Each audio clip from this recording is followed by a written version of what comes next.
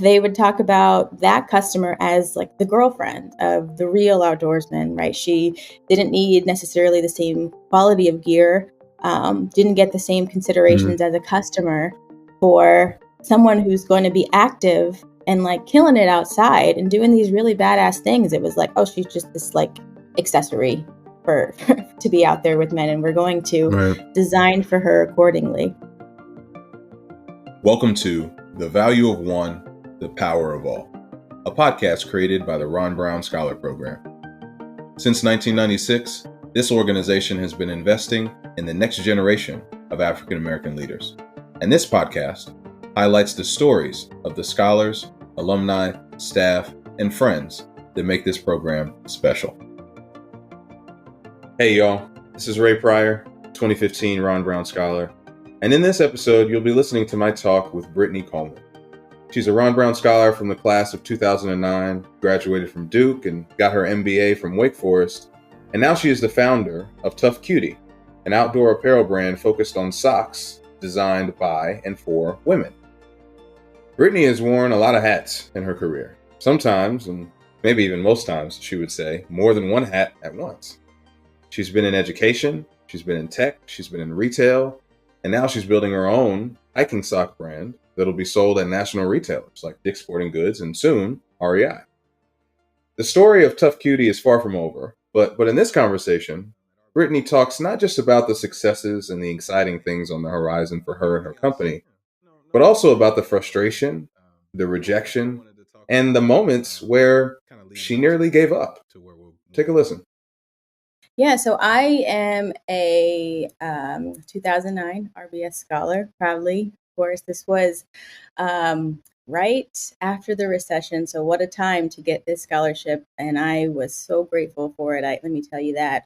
I still remember my selection weekend, as so many of us probably do, so acutely.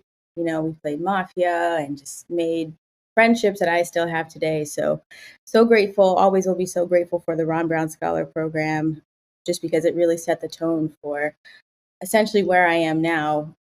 I went to Duke University, as you said, 4 fabulous years there, got the opportunity to study abroad, and I was a French and a public policy major, thought I was going to go into education policy.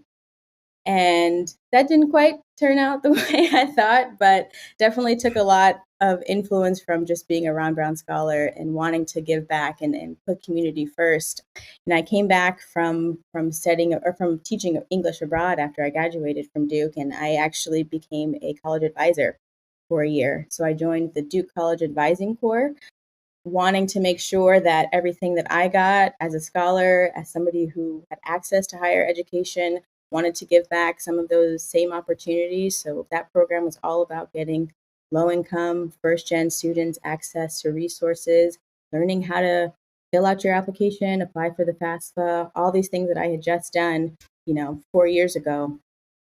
And then I went to business school. I went to the Wake Forest University School of Business, as you alluded to, and that was very much came as an opportunity through the extended Ron Brown alumni network. I learned about this program through the Ron Brown community and the partnership that Ron Brown has with Wake Forest, and was lucky enough to be selected for that program. And I would say at Wake is where I initially probably cut my teeth at both entrepreneurship as well as getting into the industry that I'm in today, which is apparel, textiles. I was a Hanes Brands fellow and got access to incredible amounts of mentorships from, these leaders of this multi-billion-dollar company, right? Were sitting with me and giving me advice and giving me mentorship. And that was directly due to, becoming a Hanes Brands fellow and having learned about the program from Ron Brown. So, if you look all throughout my career, one way or another, you can really pinpoint these areas that have continued to impact my trajectory since I was 18 years old and won the scholarship. Yeah. So I appreciate thinking about just the life cycle of a Ron Brown Scholar and how at each milestone, I think a lot of us can point to different moments where the program not just played a minor role or had an impact, but really like shifted the trajectory of made an opportunity possible or made you aware of something that literally would not have existed had it not been for this community that you met, like you said, when we were teenagers. We were kids kicking Yeah. it and playing Mafia and hanging out in the Yeah. hospitality suite. And I mean, it's there's so many things can happen just out of that Mhm. little moment.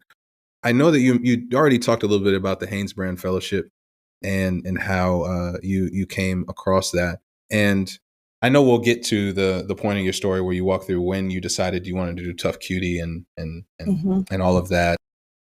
How instrumental, or when you were thinking about launching your business or any business that you've ever had an idea for in the future, did you know that fellowships like that existed and that you sought them out, or was that something that you found along your journey as you were doing it? That fellowship was very unique, very specific to kind of the Ron Brown community and just where I was in my life. And I would say that I just kind of happened upon it from being connected to Ron Brown. But in terms of the different types of fellowships that I've done since then that are very, very rooted in like entrepreneurship and accelerators and things like that, that definitely came later. I was Hmm. not aware of fellowships as they related to entrepreneurship until I was already an entrepreneur.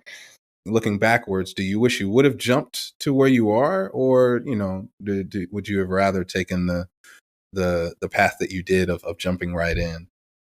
I was actually just thinking about that point, and I, even though, and we'll talk about this, I'm sure, like there have been some real painful, real low lows, but I think I'm actually very grateful for them because Hmm. I think sometimes if things are too easy, you don't appreciate them as much at the Yeah, end. yeah, yeah. That's true. It's the hardest, realest truth about life and hardest one to accept because you can't Mm-hmm. avoid it. Yeah. And when you're talking about some of those challenging moments, I know that you have had, like you said, multiple, but one in particular that you had shared with me before was your experiences working at a company that kind of inspired what Tough Cutie ended up being. And I was wondering if you could Yeah. take us there of what you were doing, what you were experiencing, and what made you say enough is enough. I'm Yeah. gonna do this. I'm gonna do this differently. Yeah, so I found myself working in a culture that, now that I've spoken to a lot of other female entrepreneurs in a lot of different industries, seems to be very endemic to a lot of professional women. But in my case, my specific scenario, I found myself in this culture where, women were essentially like running this company from, you know, these key strategic positions, sales, operations, distributions, right? They had these key positions, but they didn't have the title and they weren't in the decision making roles. It was more so about executing and executing well because the company was functioning well and it was bringing in money and right. But I kept seeing these men running these companies and these very specific scenarios where they just weren't including women in decisions where women really should have been included. So, one example is starting a women's brand. Like that was the thing for a while. And you would think that if 70-80% of your company is women and you rely on these women to keep it going, then you would invite us women to these strategic meetings about how to launch a brand that appeals to us. And that Right. just didn't happen, right? Like, and it's just like, really? Like, what? You know? Um, other things I experienced, and this is really, why Tough Cutie is an outdoor brand is because, I found myself managing kind of the licensee for another outdoor brand, specifically the sock division, had complete P&L responsibility for it. And they would talk about that customer as like the girlfriend of the real outdoorsman, right? She didn't need necessarily the same quality of gear, didn't get the same Mhm. considerations as a customer for someone who's going to be active and like killing it outside and doing these really badass things. It was like, oh, she's just this like accessory for to be out there with men, and we're going to Right. design for her accordingly. And there were some other things going on a macro level, like lots of women were starting to just speak out about the lack of equity in other industries, and so I'm being influenced by all these other things that are just happening. The Women's March, all these things are playing into just what I'm noticing, and I got to a point where I was like, okay, this is ridiculous. this is absolutely ridiculous because you guys have all these resources, and you can't figure this out. And it's Yeah. because you don't understand or don't want to understand what it is to like put women first and have us be at the table as equals. You just kind of want to talk at us. And so Yeah. that's really the core thing that made me say, I know enough about all of this. I may not have it perfect. And I will say, as an entrepreneur, I have been humbled many times since since then, but still had a lot of conviction that I could figure it out. And that's what I've been doing since then. I wanted to get your thoughts on this since it's relevant for a lot of different demographics that are overlooked, underestimated, unappreciated. Women, people of color, just a lot of Mm-hmm. different dimensions. Some businesses, particularly post 2020, have taken the stance of being equitable and being fair and just treating people well is good for business. So it hits their bottom line, and so that's part of the pull to do it. Mm-hmm.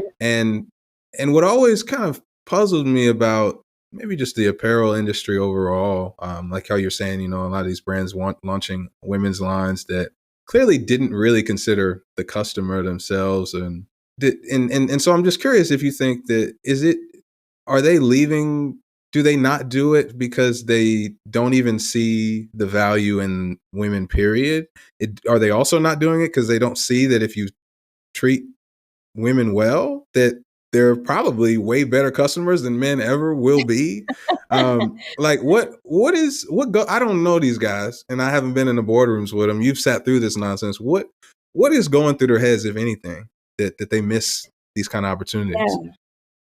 I think in some cases it is just like pure ignorance. Like some of them, maybe if they were educated and it was kind of pointed out like, hey, this is a problem, might do something about it. But they just Hmm. like it just isn't even a part of the way that they think about the world that Hmm. um that they would stop to make these decisions. It seems so obvious, right? But I don't know.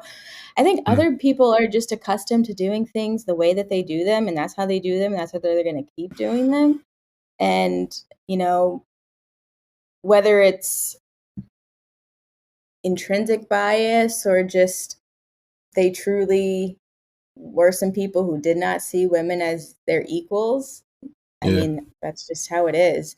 But it's actually kind of funny because there were conversations about like women as a white space opportunity, right? So like from a strategy standpoint, a lot of them knew from a business standpoint, to your point, that marketing Yeah. to women could be very valuable, but there was not the connection that like talking to women in the process of marketing to women was Yeah. also important. So yeah. Mm. It's a And a lot of yeah. people do that. A lot of people launch and they haven't done their customer discovery. Right. I think that's a good point too. Is not only is that just awful as a human being, it's just bad. It's bad on all accounts. You're just not clicking in the way that you need to, just as an entrepreneur or as a business. I know that you reached the point in that environment where you're like, enough is enough. I'm gonna do my own thing, and I know we'll get to that point.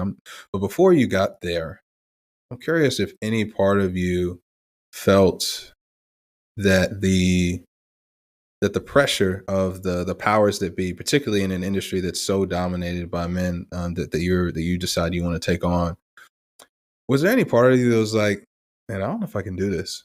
Like this is a lot. This is a lot to overcome, even just as an employee where I'm sitting, and then I'm gonna, in some ways, become their competitor. Was there any sense of doubt, or were you like, nah, this is what I do, and so I'm gonna do this? Yeah, no, the doubt didn't come till later. Once Mm. I was already in it and trying to like navigate, what's the reality of building a company versus like what is the conviction of having an idea, um, Ooh. and wanting Mm. to run with that, right? Mm. So yeah, absolutely not. You couldn't tell me when I decided that I was going to do this that I wasn't going to do this. Like Mm-hmm.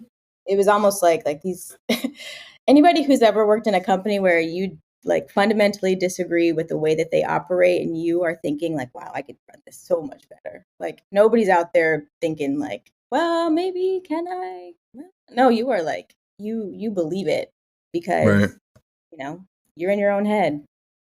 Absolutely. And I think you need that too. You need that push. Like you said, even if you get humbled Mhm. later, you need that thrust to not only survive in that environment, even if you just want to be there, but let alone Mhm. to step out on your own. I hear people say this all the time. To be an entrepreneur, you kind of got to be crazy a little bit. You know, you kind of gotta be a little Yeah, hard headed. I People can gonna look find you at some you out and be people who like, be like, "You're huh? Yeah, yeah. And if you're not doing that, then what are we doing? So cool. I appreciate you sharing that. crazy." So whatever the day is or the moment or the moments that you decide, you know what, I'm done. What do you do next? What is like the first thing that you do? Did you already know Tough Cutie is it before you even walked out the door, or was that something that was kind of something you discovered over time? The name came to me pretty quickly. I didn't, a lot of people have to kind of ruminate and like, or maybe engage third parties to do some, creative exercise and pick from a list and all that. The name came to me at some point. I didn't know, I knew I wanted to start a women's brand. I didn't know it was going to be called Tough Cutie until like it just came to me the one day. And then I was like, that's it. That's what it is. And I think a lot of that is because as women, like we go through the things we go through and we've had to, pretty much all women I know have had to balance this expectation of being, dainty, being soft, small, whatever it is, you got to like fit into this box. We all get programmed really early that that's how you're supposed to be. But at the same time, like having to shoulder some really significant responsibilities and having to basically be like 10 different people, mom, businesswoman, sister, daughter, like whatever it is. We are all trying to manage these different personas, these different shoes that we have to step into. That's a big part of the brand is filling all the different shoes. That's a responsibility to us that we're responsible for. And Tough Cutie is kind of playing off that juxtaposition. It's kind of like, you know what? Instead of having these expectations and like fitting in, like I'm gonna do what I need to do. Like I'm gonna step in and I'm going to be cute right now, or I'm gonna turn it off and we're gonna be down to business, or I'm gonna turn it back on and I'm gonna be charming and maybe we're still getting down to business because I need to get this thing done. Like it's all about this thing of just like taking back the agency of what it is to Mm. be a woman instead of like having to always like rise to other people's expectations. And I don't have it in front of me right this second, but I can share with you too the exact definition that we have. I think for tough, it is able to endure hardship or pain and having the confidence to cope in difficult situations. And then cutie is just an attractive or endearing person. And most Yeah. women, we are those things. Yeah. I really love the name and the concept of representing this dance that you have to go through on a day-to-day basis between all the identities that you Mhm. that women in our society and our community hold. And I think it's great that you created a brand and a product that doesn't force women literally or physically to have to change as they're Mhm. bouncing around. And Yeah. I think that that's like you said, the agency of being whoever you need to be in that moment is something that obviously it's dope when you got on fly socks that can work for whatever occasion you're going to, but Yeah. but also that gives you the, I don't know, it just seems like it's a breath of fresh air of being able to be your authentic self, whatever that looks like in this moment, whatever environment that sits in. Yeah, that's powerful. So when you were thinking about, you said you decided you want to do a women's brand. Tough Cutie came to you at some point in the Uh-huh. future. When did like the brand that you chose itself of outdoor, like that specific apparel line, when did that become clear to you versus shirts or versus Yeah. other things that you could have created? Yeah, so I had been working that brand I was managing before like was a sock brand for an outdoor company. And I think choosing to continue with the outdoor product was really me trying to like correct a wrong. Like that's really how it felt. It was like, wow, I'm so offended by the way that these women were treated. And mind you, at that point, and this is a really big discussion now that I'm in the outdoor industry, that I can recognize that this is common for people of color in the outdoor industry. But at that time, I wouldn't have described myself as outdoorsy, quote unquote, right? Like super Mm-hmm. active, very much, always enjoyed being outside, always enjoyed having a lot of energy and discovering new places, but it wasn't the great outdoors. It wasn't necessarily like national parks. It wasn't like what I now understand as kind of the elitism of the outdoor industry that I've learned as I've built a business here. But still, I felt like it was almost more important that I was coming as an outsider to of the outdoor industry to kind of say like, hey, like listen, these men are treating these women like crap. Like this is not okay for this type of thing to be a part of y'all's industry. And Yeah. I'm going to join it because I can, because I have something to say about it, and because we can all like learn from a business standpoint how we can make changes in our industries. And you know that's what it was all about Yeah. for me. Yeah. Yeah. You're sticking it right to them. I like that. I like that. Well, it's just like y'all Yeah. can't be doing this in this industry or that one. Like this is ridiculous. So Right. Right. I felt believe. Yeah. So after you got some clarity on what you wanted the brand to be, what were those early days like of designing, of business planning, of Yeah. how the heck am I going to sell these? Where am I going to sell them? What was that experience like for you? Yeah, that was a really interesting time. So I got another job in the interim and was working on building Tough Cutie at night. It was actually really funny. There's a bar down the street from where I used to live, and we would go there like after work with our my boyfriend and I would go there with our laptops and like get a drink and work, and like they kind of knew us. Like it was kind of nerdy because I'm like, who goes to a bar with your laptops? But it was like the only time I had was like my free time when I wasn't working. I did a wholly different job in a different industry, but then I was trying to be social but also get my work done for my business. So, I'd be doing like random things like that. And initially started building out a business plan. I wrote this like 70-page business plan that in hindsight was a little bit overkill. I'm not even sure I would recommend to a new entrepreneur that you start with a business plan. You might just start with an outline. I started to try to pull all these things together. I knew that I wanted to work with a factory that was based in the United States because I knew from prior research that like it's really important for outdoor brands, especially sock brands that were premium, which is what I wanted to be, to have to be made here in the United States. And like more than that, I also wanted it to be women owned. And that again Mm, was like paying homage to or like trying to fix this wrong. It's very yeah. hard to find a women-owned factory, because everything's Yeah. been outsourced, period, but especially one for socks. So that was a big thing, and I found one and learned pretty quickly that I was not going to be able to afford this product because the minimums were extremely high, like Hmm.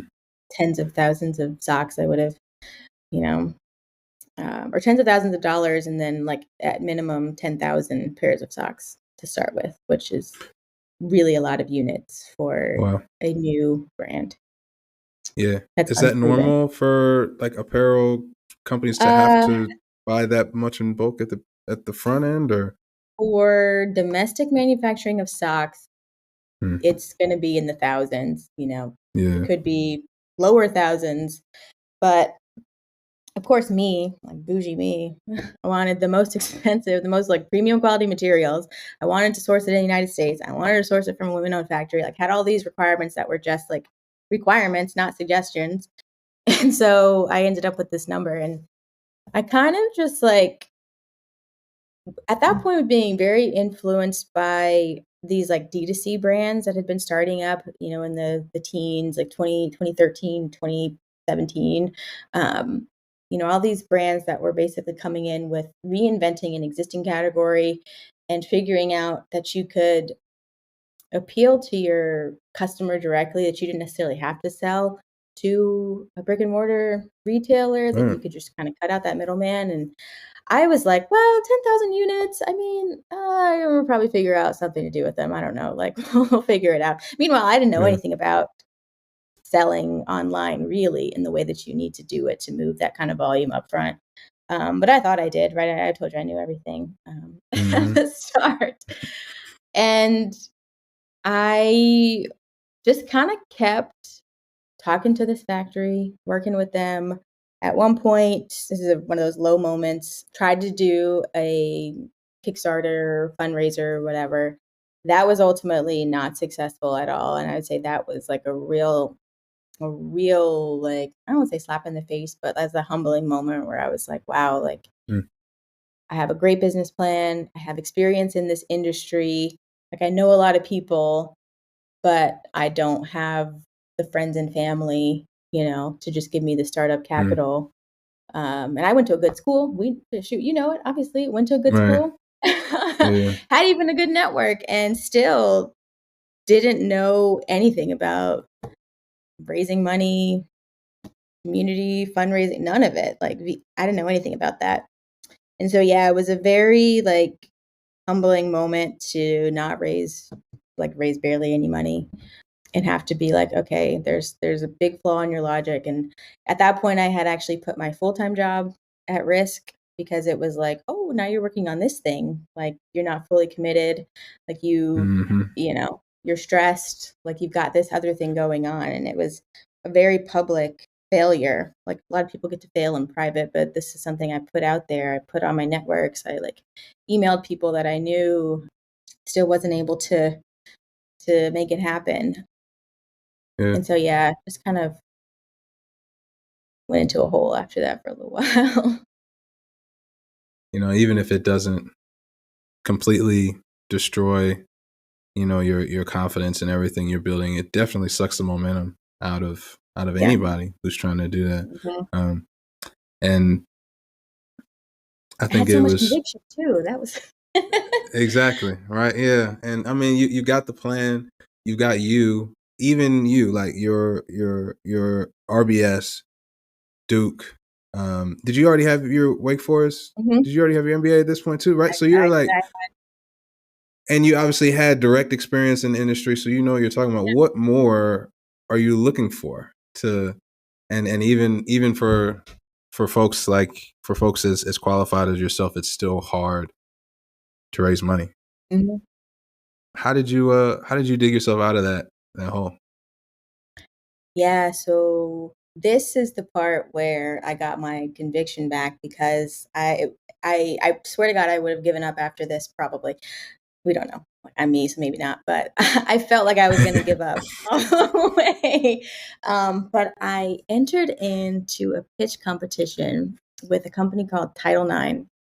And, for anyone unfamiliar, Title IX, the 1972 legislation that made it illegal to discriminate against women in higher ed sports.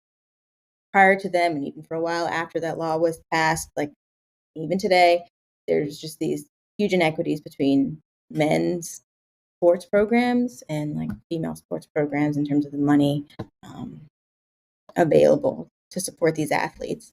And Missy Park founded I can't remember how many years ago, like 25 something years ago, a brand called Title IX, named after this legislation. And over the years, built it up into this multi-million-dollar entity, force for women in sports, women in outdoors. She's actually got a really great How I Built This, if you want to go listen to that podcast after this one. But Title IX has what's called Pitch Fest competition for up and coming female brands. And I got the semifinals of that, and I was like, okay, well, somebody believes it. And then I got to the finals, and that was a whirlwind. And then I got to go pitch, and I won. I was one of 3 winners, and I felt like the underdog going in there because I didn't even have any product at that point. I had a prototype, but it wasn't usually, they take more finished brands, and we were like, the product was done, but I didn't have the packaging yet. I still had like very specific like operational things to take care of, which I needed money for. And I won this pitch competition. And I think it's because I was able to win the crowd with my story and my why and everything we talked about here today. And that experience was fundamental to my growth as an entrepreneur, because I went from this kind of rogue, you know, entrepreneur who believes these things about women and, like, you know, feels like I'm going to be making a difference with my company, even if it sucks. Like, I'm making a difference because I believe these things about making product in this way and treating women this certain way. And now I had this community of all these other women-owned brands, because that's what Title IX did. They had all these other ones every year. And if you win, you get into this group called the Movers and Makers. And it's all these women who are doing basically the same thing I'm doing. And I cannot tell you, every entrepreneur you've talked to or will talk to will probably tell you at one point or another, like, having community is like fundamental. Like, you have Yeah. to have some level of support system, like outside your family, outside your significant other. They don't want to hear it after a minute. Like, you can only tell them Yeah. so many things so many times. So, like, having people who truly have been in the trenches and can help you make sense of things is critical. And Yeah. so, yeah, winning that competition got me distribution in all of their stores, all of the Title IX stores across the country. Wow. And if you know anything about retail, sometimes it's kind of like a domino effect. It's like, oh, they're jumping in. This is legit.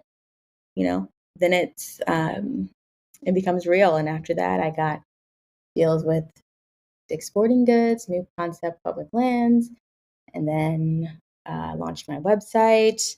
I went to a trade show that's really niche and outdoor specialty, and got a bunch of accounts from there. And in spring 23, which is in just a few weeks, we're launching at REI, which is the market leader for the outdoor industry. And so, yep, I almost gave up, and then now I'm here. Yeah. Wow. There's this quote, or maybe it's a meme, and I wish I remembered it off the top of my head, where there's somebody who's in a particular environment where nobody sees their value, and then all they do is kind of shift into a different one. They don't change anything about what they have or what they're doing, and then all of a Yeah. sudden they're amazing. I really wish I remembered what it was. That kind of shift sounds like what you experienced from trying to crowdfund and reaching out to your network that fell short of what your expectations were. Fine, but still persevering and knowing you're going to take the next step. What's the next thing I got to do? What's the next thing? And then I already know, after you won that pitch competition, you got your swag back. Like now I we're in this did. thing. Now we're gonna do Mm-hmm. it. Man, I don't know much about the outdoors. Like you said, I'm not a super outdoorsy person, whatever that means. But I know REI is legit. So congratulations to you Thank you. for that. That's the only outdoor store I know for certain, and that I see when I drive around. So Mm-hmm. that's huge that came through. Yeah. Man, so I remember you sharing this before, that along with a lot that came with the pitch competition, the community and the network that you talked about, they were also your first, gave you your first distribution, like your first Mm-hmm. accounts that you Yeah. needed, which is huge. Whenever you're building anything, just like the first sale, the first whatever it is, man. And like you said, it's a domino effect, or kind of like a snowball effect after that once you start building some momentum, things happen for you. Can you talk a little bit about just that experience of going through something like that as an entrepreneur? Because on the outside, like when you draw the graph backwards, it looks like, oh yeah, everything's going up, everything's going Mm-hmm. great. But Oh, yeah. normally the chart looks a lot more like, a bunch of up and down that Yeah. generally trends upward if you look back far Yeah. enough. If you look So backwards. Yeah. yeah. So what you're starting to experience some success. You win this competition. You're in this community. Was everything just going great, or what else was happening as you were as you were going through this? Well, like, no, because I told you I won this competition, but I still hadn't figured out how I was going to buy this product. Like, I just Right. had the, All right. I didn't even have packaging, right? But, like, I had a really solid commitment from Title IX to say, like, when you get your stuff together, we'll put it in our stores, right? So I still had to go figure out how to do that. And I actually had another pitch competition right after that one that I didn't win. But it was kind of like, well, I won one. I can't win them all. So, and it was in that way, Yeah. the other failures were a little bit helpful because in the subsequent failures, of which there were many, like it didn't really sting as much. You kind of were just Right. like, all right, well, I just like brush this off onto the next thing. And so, like, had to figure out how I was going to pay for this product. And I was kind of allergic to loans.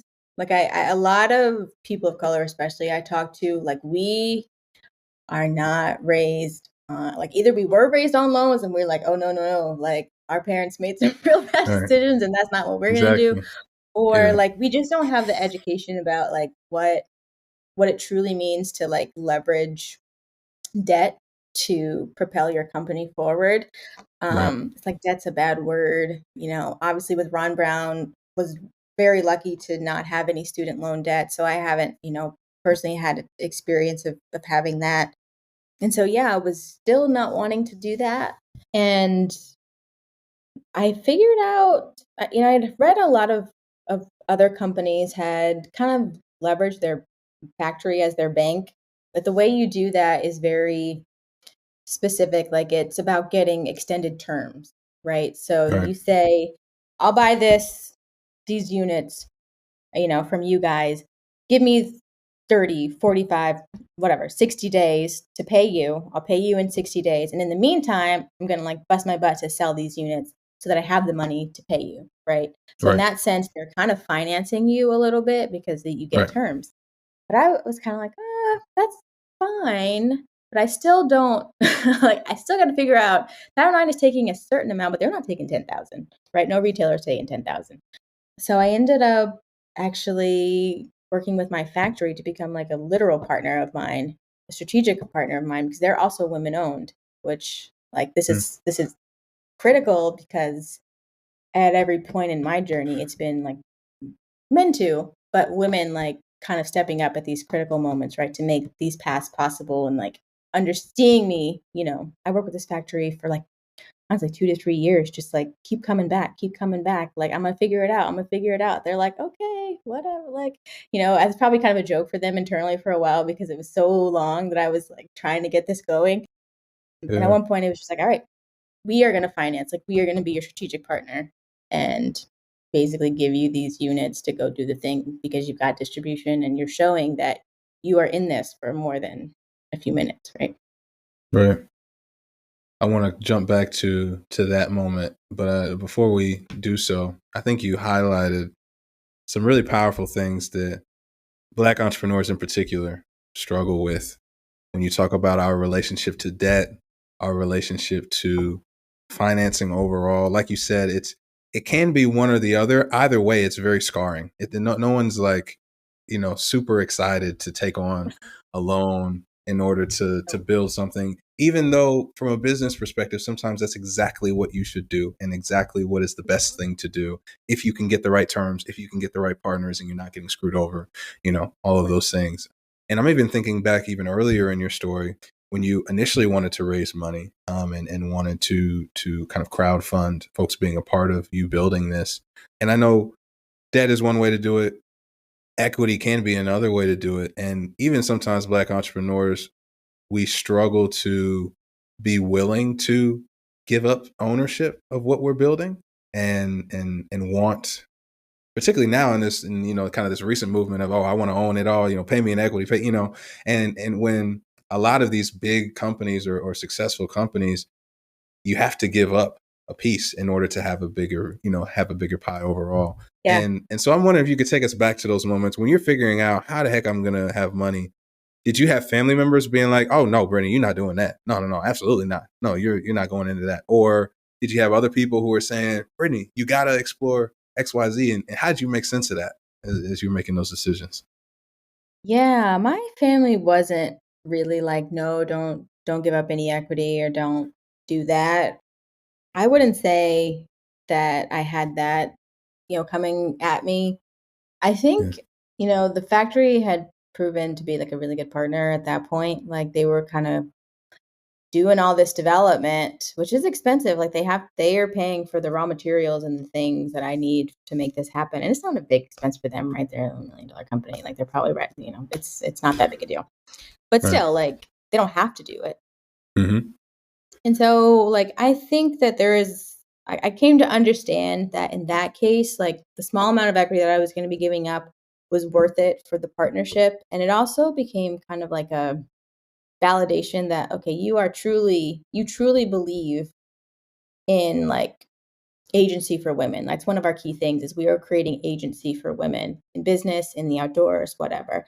And in this case, like as you build your company, as you make money, like they're going to be entitled to some of it, but that's Right. okay because we are all making less money than men doing Right. the same thing. And so like, there are moments where I think, oh man, I wish I still had all of it. Right. And I'm like, I wish I had been able to figure out a different way to do this.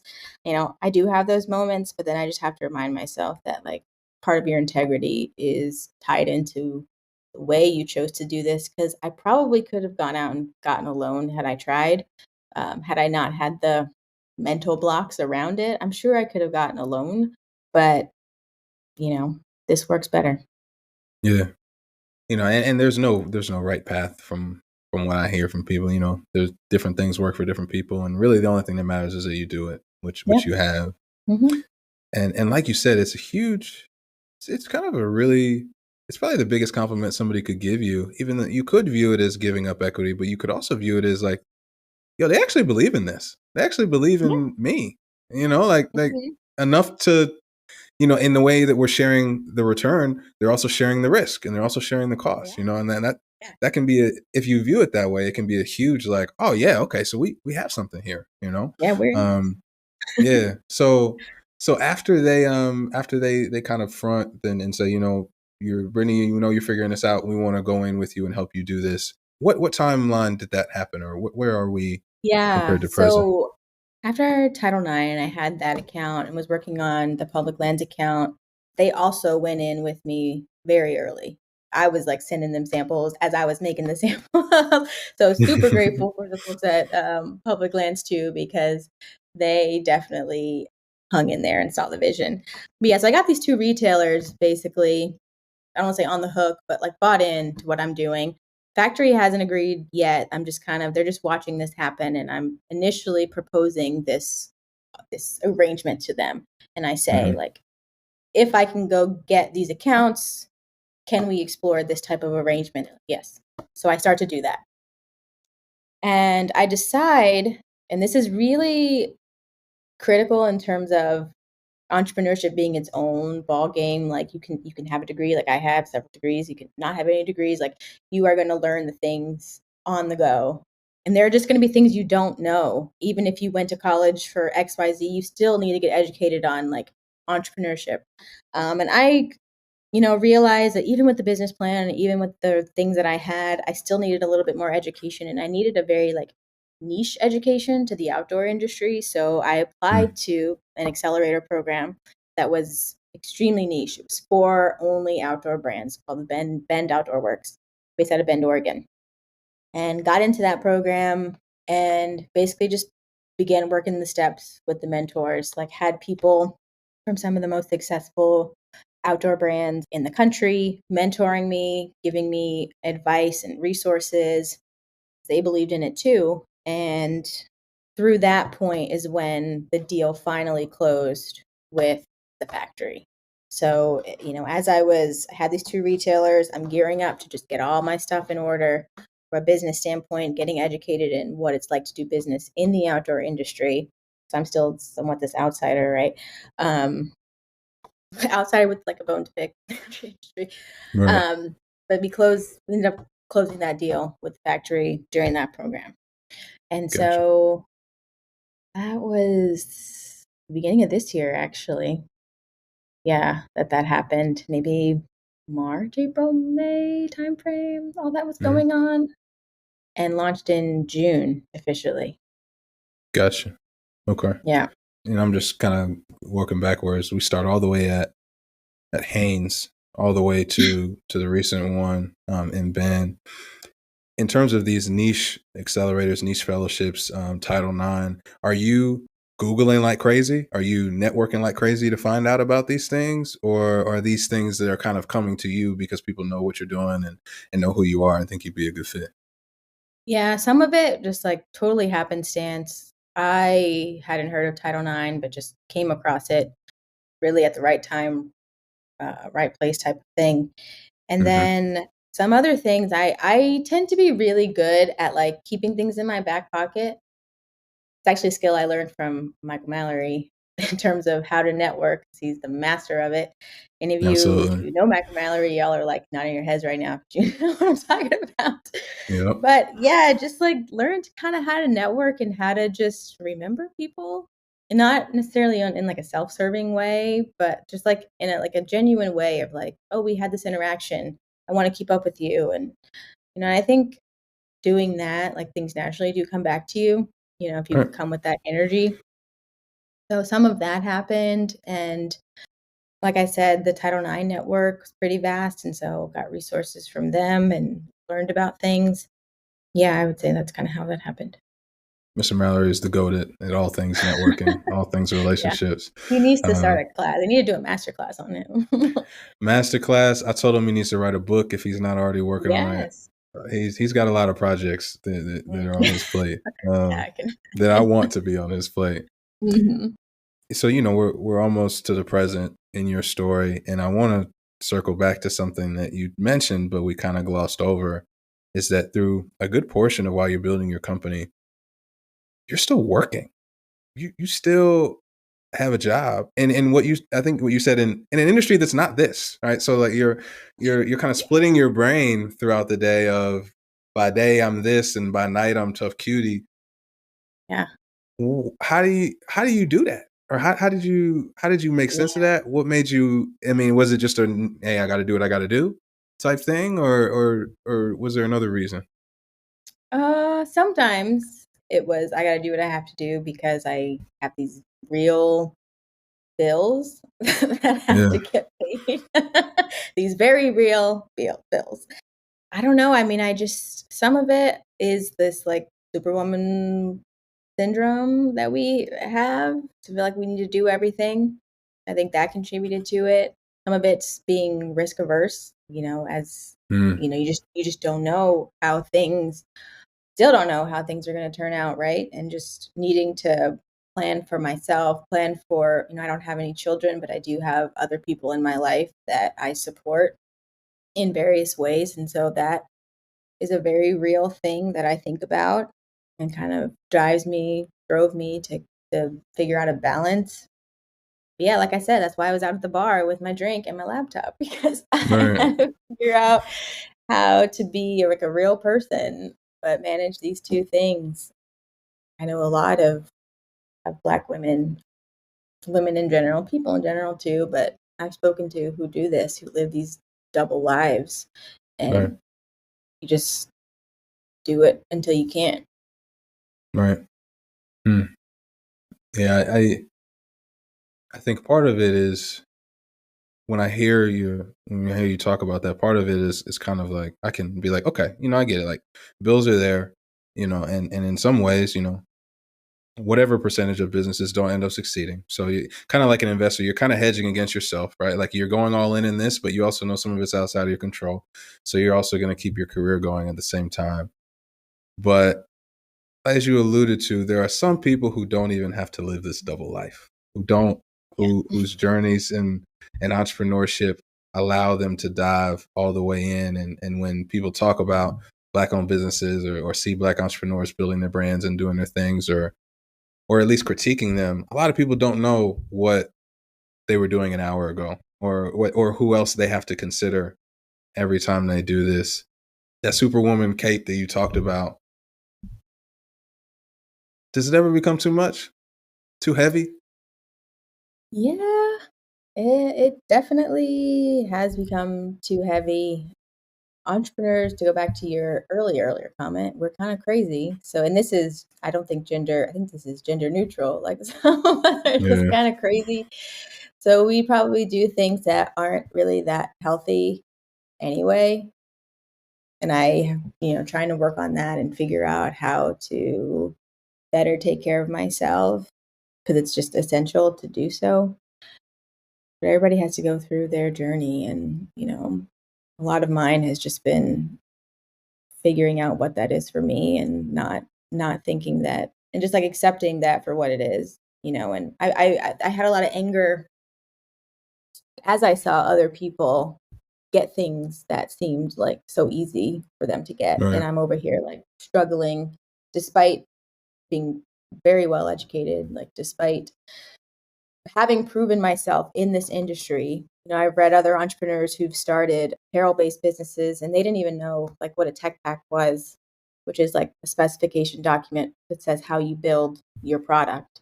Like people didn't even know what that was, right? And meanwhile, I had literally just built a new like technology system and deployed a new technology system that was all about like not only building tech packs, but like doing the workflows, doing the automation, like my other careers in technology. So like when you think about when people say things like, oh, Black people, women, we have to be X% more, X% better, twice as good. Like that's very real, Yeah.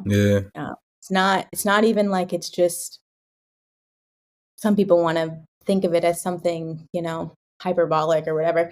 Like it's very real. And I can see it in my own life where had things been a little bit different. And yeah, I got in my own way a couple times too. Every entrepreneur will. But there are some things where I'm like, wow, like this person probably could have wrote it on the back of a napkin and then it's Right. accepted. It's done. Gotta kind of like document XYZ, cite my sources, like blah, blah, blah. But I think a lot of my journey has just been kind of accepting that or just not getting so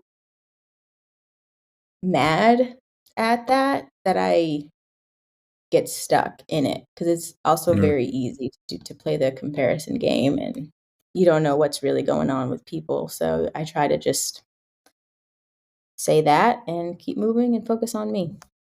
Yeah.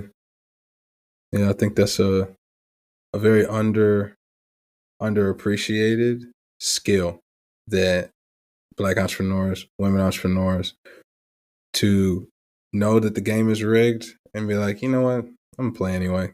I'm still gonna win, and it's a and unless you really get that, people don't really know what you're talking about when you say that. Right. They And don't. and and that's why I appreciate you walking through a little bit of that journey because a lot of people, I think the country over the last couple of years has wanted, I don't know if want is the right word, has been exploring what racism looks like in 2022, Sure. and that was the best I could come up with. And they may hear people say, I got to be twice as good just to get half as far, but they don't actually know what that looks like. And so I appreciated you bringing us into what a day as Brittany actually looks like. This is what it means to have to be twice as good to get half as Yeah. much. And I think when you make it concrete, my hope, like you said, sometimes it's ignorance. My hope is that sometimes people will listen, and they'll get it. But we forge on anyway. I know you talked about REI. What else is in the horizon for you and Tough Cutie, as much as you can see, at least? Yeah, I mean, I finally am like taking off that cape a little bit. So I have given notice at my full-time job. So there is a defined time period where I will be full-time on Tough Cutie very, very soon. Yeah. That's Really awesome. excited about that. And it's really important. Like I'm doing it at a point where, I feel like my business can support, like I can support myself and feel comfortable with the level of risk. Like not everything's figured out, but I do feel comfortable with it. So I'm going all in. So that's exciting. I've hired someone. So I'm not going to be doing everything Man. alone.